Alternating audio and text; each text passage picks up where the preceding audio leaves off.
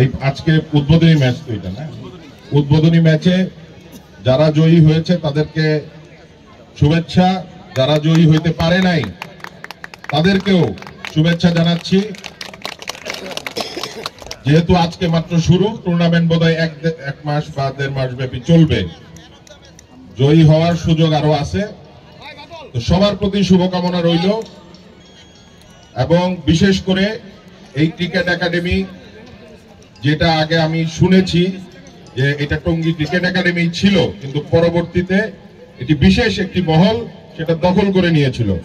তো সেইখান থেকে যারা উদ্যোগ নিয়ে এই ক্রিকেট একাডেমিকে আবার তার স্বজায়গায় স্থাপন করেছেন এবং এখানে উদ্যোগ নিয়েছে একটি ভালো মাঠ তৈরি করে এই এলাকার যুব সমাজকে ক্রিকেটের সাথে সংযুক্ত করার জন্য।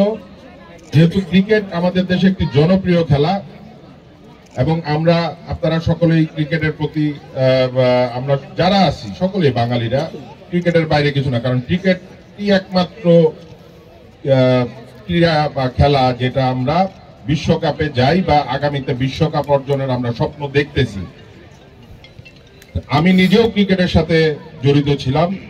আমার ক্রিকেট কলাবাগান ক্রিকেট ক্লাব একাডেমি যেটা ছিল, তো সেটা আমি একসময় পরিচালনার দায়িত্বে ছিলাম। পরবর্তীতে এই ফ্যাসিবাদ সরকারের এরাই হয়তো তাদের কারণে এটা আর আমার কাছে রাখে নাই, এটা তারা জোরপূর্বক নিয়ে গেছে। কিন্তু ইনশাল্লাহ আগামীতে এখন যেহেতু সুযোগ হয়েছে, আমি আবারও ক্রিকেটের সাথে একসাথে থেকে কাজ করতে চাই এবং পাশাপাশি এই টঙ্গী ক্রিকেট একাডেমির জন্য যতটুকু আমার করা প্রয়োজন সেটা আমি করব। এখন বর্তমানে আমি আজকে এই ক্রিকেট একাডেমির জন্য 1 লক্ষ টাকা সহযোগিতা দিলাম আলমগীরের হাতে, এবং সামনেও এই ক্রিকেট একাডেমির জন্য যা যা করা প্রয়োজন সেটা আমাকে যদি উপদেষ্টা যারা আছেন এবং যারা